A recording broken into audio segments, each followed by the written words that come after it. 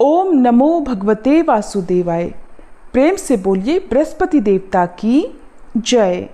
प्रिय श्रोताओं, आज सुनिए बृहस्पतिवार यानी गुरुवार व्रत की संपूर्ण कथा और आरती। गुरुवार व्रत की ये कथा कोई साधारण कथा नहीं, ये वो कथा है जो अगर सच्चे मन से सुनी जाए तो भाग्य बदल देती है। जिसके जीवन में रुकावटें हो, दरिद्रता हो या मनोकामनाएं अधूरी हो, इस व्रत की कृपा से सब कुछ संभव हो सकता है।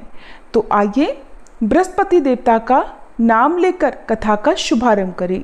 सभी एक बार फिर से बोलिए बृहस्पति देवता की जय। बृहस्पतिवार व्रत की पौराणिक कथा के अनुसार प्राचीन समय की बात है। भारतवर्ष में एक राजा राज्य करता था। वह बड़ा प्रतापी और दानी था। वह नित्य प्रति मंदिर में भगवान के दर्शन करने जाता था। वह ब्राह्मण और गुरु की सेवा किया करता था। उसके द्वार से कोई भी याचक निराश होकर नहीं लौटता था।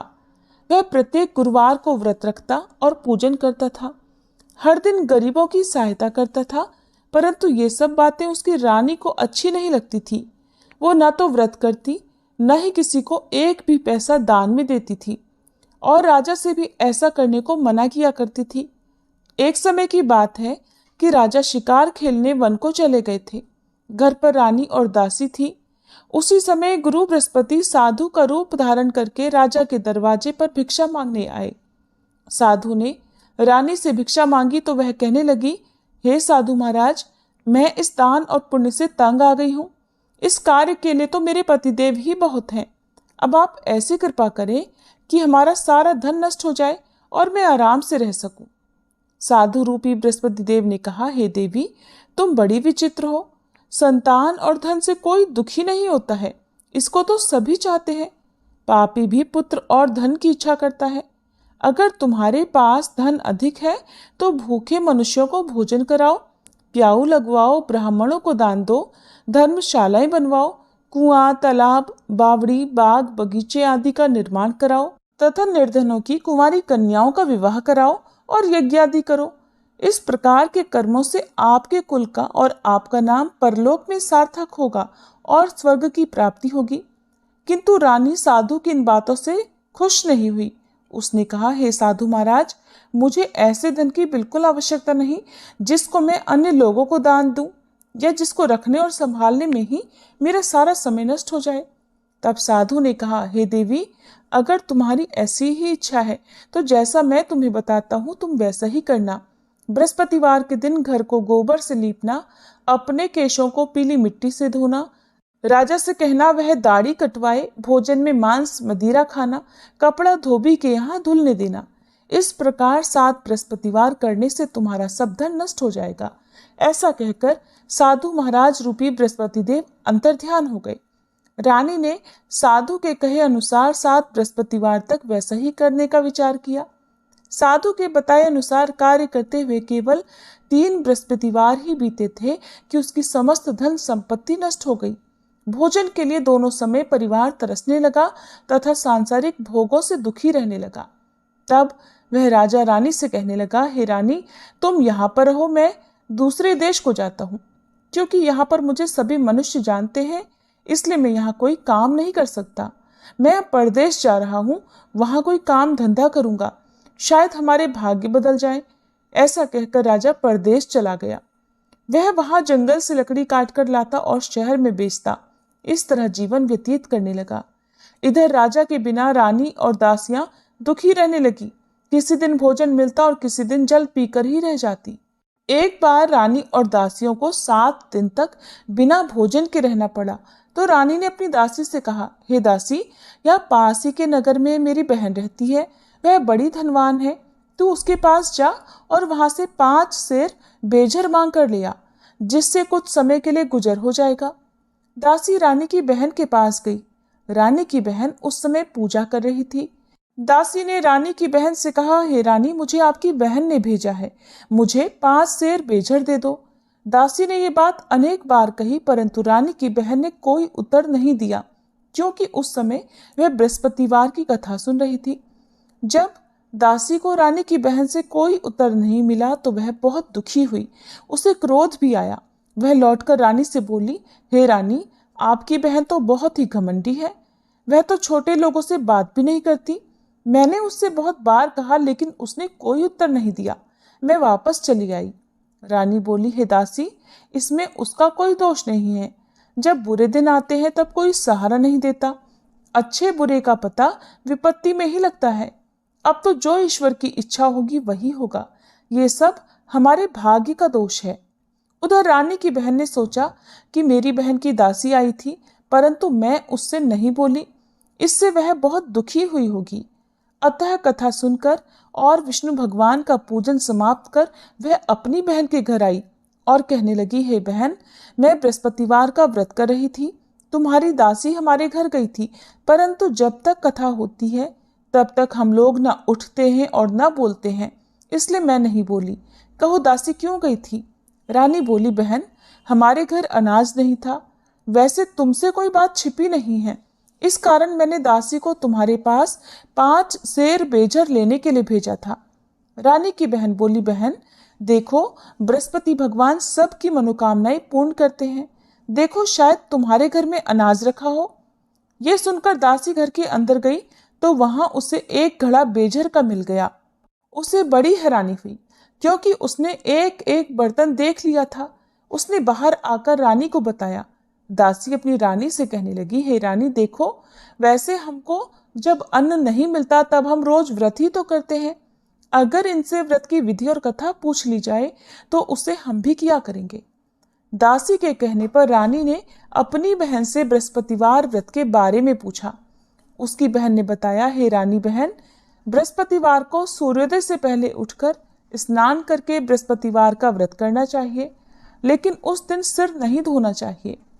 बृहस्पतिवार के व्रत में चने की दाल और मुनक्का से विष्णु भगवान का केले के वृक्ष की जड़ में पूजन करें तथा दीपक जलावे। उस दिन एक ही समय भोजन करें। भोजन पीले खाद्य पदार्थ का करें और कथा सुने। इस प्रकार करने से गुरु भगवान प्रसन्न होते हैं, अन्न पुत्र धन देते हैं, मनोकामना पूर्ण करते हैं। व्रत और पूजन की विधि बताकर रानी की बहन अपने घर लौट गई। रानी और दासी दोनों ने निश्चय किया कि बृहस्पति देव भगवान का पूजन जरूर करेंगे।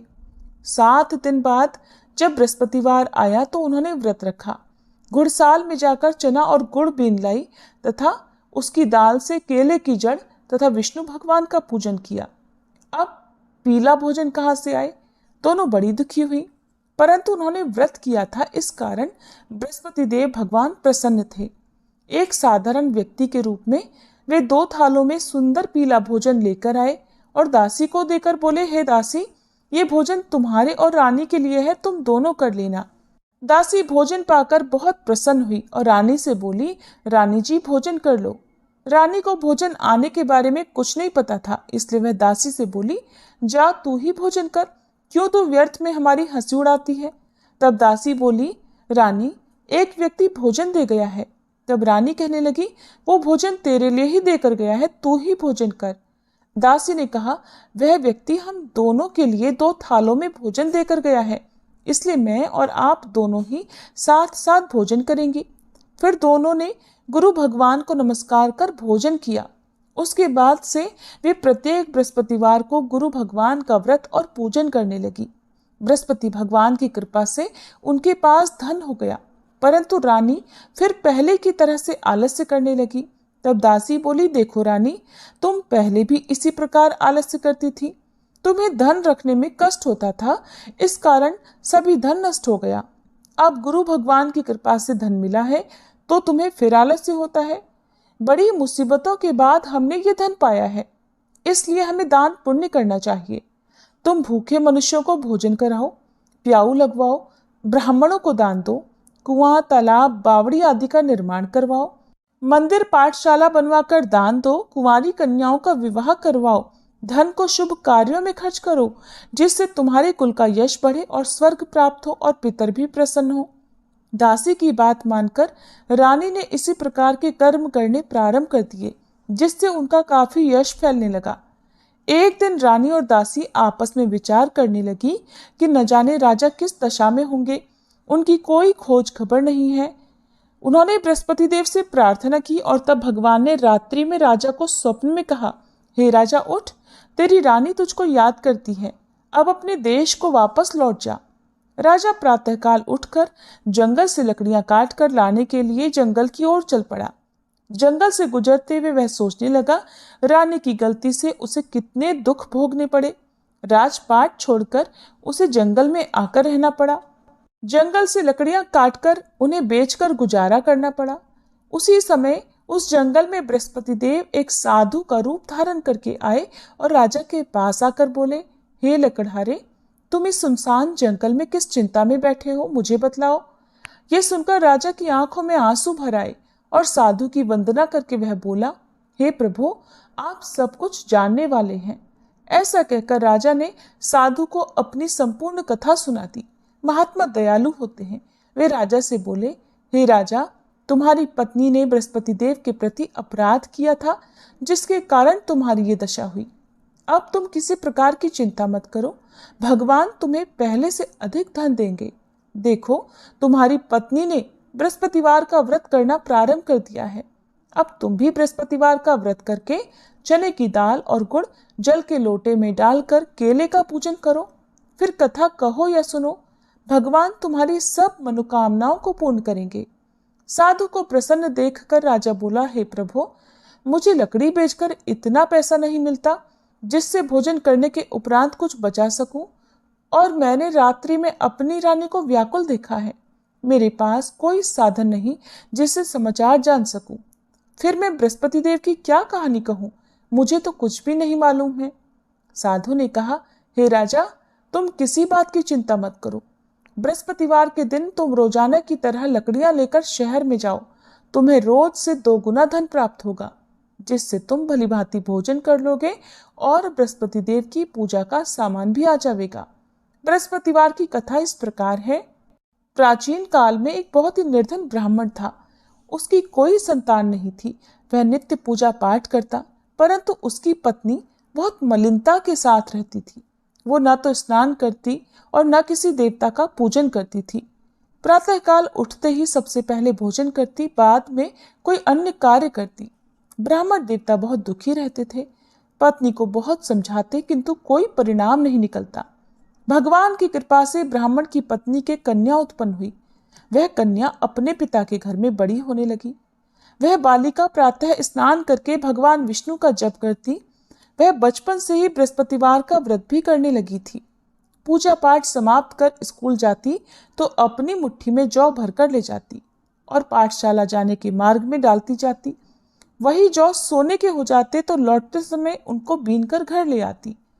एक दिन वह बालिका सूप में उन सोने के जौ को फटक कर साफ कर रही थी। तभी उसकी माँ ने देख लिया और कहने लगी, हे बेटी, सोने के जौ को फटकने के लिए सोने का सूप होना चाहिए। दूसरे दिन गुरुवार था।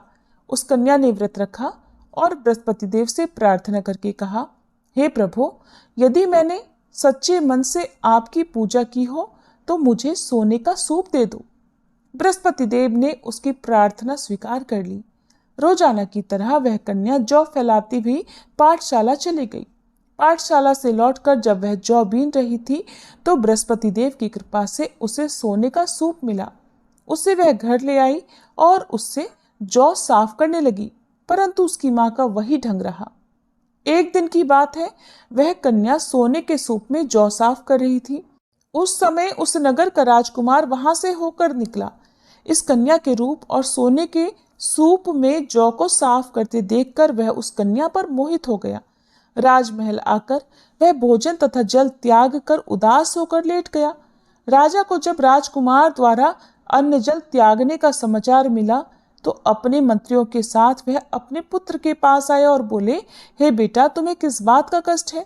किसी ने अपमान किया है अथवा कोई और कारण है? मुझे बताओ, मैं वही करूंगा जिससे तुम्हें प्रसन्नता हो। तब राजकुमार ने अपने पिता की बातें सुनी और बोला, मुझे आपकी कृपा से किसी बात का दुख नहीं है। किसी ने मेरा अपमान नहीं किया है, परंतु मैं उस लड़की के साथ विवाह करना चाहता हूँ जो सोने के सूप में जौ साफ कर रही थी। यह सुनकर राजा आश्चर्य में पड़ गया और बोला, हे बेटा, इस तरह की कन्या का पता तुम ही लगाओ। मैं उसके साथ तुम्हारा विवाह अवश्य ही करवा दूंगा। राजकुमार ने राजा को उस लड़की के घर का पता बतलाया। मंत्री उस लड़की के घर गया और राजा का आदेश ब्राह्मण को सुनाया। कुछ ही दिन बाद ब्राह्मण की कन्या का विवाह राजकुमार के साथ संपन्न हो गया। कन्या के घर से जाते ही उस ब्राह्मण देवता के घर में पहले की तरह गरीबी का वास हो गया। अब भोजन के लिए भी अन्न बड़ी मुश्किल से मिलता था। एक दिन दुखी होकर ब्राह्मण अपनी पुत्री से मिलने गया। बेटी ने पिता की दुखी अवस्था को देखा और अपनी मां का समाचार पूछा। ब्राह्मण देवता ने सभी हाल कह सुनाया।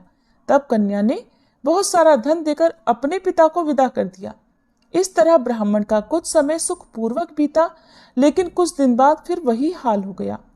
ब्राह्मण फिर अपनी कन्या के यहाँ गया और सभी हाल कहा तो पुत्री कहने लगी, हे पिताजी, आप माताजी को यहाँ लिवा लाओ, मैं उन्हें वह विधि बता दूंगी जिससे गरीबी दूर हो जाए। अब ब्राह्मण देवता अपनी पत्नी को साथ लेकर अपनी पुत्री के पास राजमहल में पहुंचे तो पुत्री अपनी माँ को समझाने लगी, हे माँ, तुम प्रातःकाल उठकर प्रथम स्नान आदि करके विष्णु भगवान का पूजन करो तो सब दरिद्रता दूर हो जाएगी। परंतु उसकी माँ ने उसकी एक बात नहीं मानी। वह प्रातःकाल उठकर अपनी पुत्री का बचा जूठन खा लेती थी। एक दिन उसकी पुत्री को बहुत गुस्सा आया। उसने एक रात कोठरी से सारा सामान निकाल दिया और उसमें अपनी माँ को बंद कर दिया। प्रातः उसमें से निकाला और स्नानादि करा के पूजा पाठ करवाया तो उसकी माँ की बुद्धि ठीक हो गई। इसके बाद वह नियम से पूजा पाठ करती और प्रत्येक बृहस्पतिवार को व्रत करने लगी। इस व्रत के पुण्य प्रभाव से उसकी माँ भी बहुत धनवान हो गई और बृहस्पति देवता के प्रभाव से स्वर्ग को गई। वह ब्राह्मण भी सुख पूर्वक इस लोक का सुख भोग कर स्वर्ग को प्राप्त हुए। इस तरह कहानी कहकर साधु महाराज वहां से लोप हो गए। धीरे धीरे समय बीतने पर फिर बृहस्पतिवार का दिन आया। राजा जंगल से लकड़ी काटकर किसी शहर में बेचने गए। उसे उस दिन और दिनों से अधिक धन मिला। राजा ने चना, गुड़ आदि लाकर बृहस्पतिवार का व्रत किया। उस दिन से उसके सभी क्लेश दूर हुए। परंतु जब अगला गुरुवार का दिन आया तो वह बृहस्पतिवार का व्रत करना भूल गया। इस कारण बृहस्पति भगवान नाराज हो गए। उस दिन उस नगर के राजा ने विशाल यज्ञ का आयोजन किया तथा अपने समस्त राज्य में घोषणा करवा दी कि कोई भी मनुष्य अपने घर में भोजन ना बनाए और आग भी ना जलाए। समस्त जनता मेरे यहाँ भोजन करने आए। इस आज्ञा को जो न मानेगा उसको फांसी की सजा दी जाएगी। राजा की आज्ञा अनुसार राज्य के सभी निवासी राजा के भोज में सम्मिलित हुए, लेकिन लकड़हारा कुछ देर से पहुंचा, इसलिए राजा उसको अपने साथ महल में ले गए। जब राजा लकड़हारे को भोजन करा रहे थे तो रानी की दृष्टि उस खूंटी पर पड़ी जिस पर उसका हार लटका हुआ था। उसे हार खूंटी पर लटका दिखाई नहीं दिया। रानी को निश्चय हो गया कि मेरा हार उस लकड़हारे ने चुरा लिया है। उसी समय सैनिक बुलवाकर उसको कैद खाने में डलवा दिया। जब लकड़हारा कारागार में पड़ गया तो बहुत दुखी होकर विचार करने लगा कि न जाने कौन से पूर्व जन्म के कर्म से मुझे ये दुख प्राप्त हुआ है, और उसी साधु को याद करने लगा जो जंगल में मिला था। तत्काल बृहस्पति देव साधु के रूप में प्रकट हो गए और उसकी दशा को देखकर कहने लगे, अरे मूर्ख, तूने बृहस्पति देवता की कथा नहीं की, इस कारण तुझे दुख प्राप्त हुआ है। अब चिंता मत कर, बृहस्पतिवार के दिन कारागार के दरवाजे पर 4 पैसे पड़े मिलेंगे। उनसे तू बृहस्पति देव की पूजा करना तो तेरे सभी कष्ट दूर हो जाएंगे। अगले बृहस्पतिवार उसे कारागार के द्वार पर 4 पैसे पड़े मिले। राजा ने पूजा का सामान मंगवाकर कथा कही और प्रसाद बांटा। उसी रात्रि को बृहस्पति देव ने उस नगर के राजा को स्वप्न में कहा, हे राजा, तूने जिस आदमी को कारागार में बंद करा दिया है वह निर्दोष है, वह राजा है, उसे छोड़ देना। रानी का हार उसी खूंटी पर लटका हुआ है। अगर तू ऐसा नहीं करेगा तो मैं तेरे राज्य को नष्ट कर दूंगा। राजा प्रातःकाल उठा और खूंटी पर हार टंगा देखकर लकड़हारे को बुलाकर क्षमा मांगी तथा राजा के योग्य सुंदर वस्त्र आभूषण भेंट कर उसे विदा किया। गुरुदेव की आज्ञा अनुसार राजा अब अपने नगर को चल दिया। राजा जब नगर के निकट पहुंचा तो उसे बड़ा ही आश्चर्य हुआ।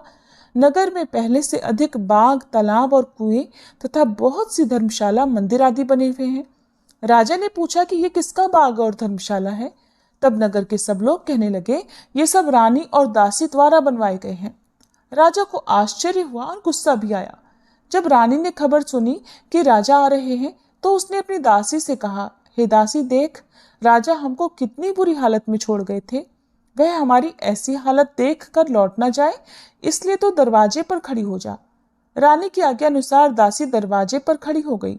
जब राजा आए तो उन्हें अपने साथ महल में लिवा लाई।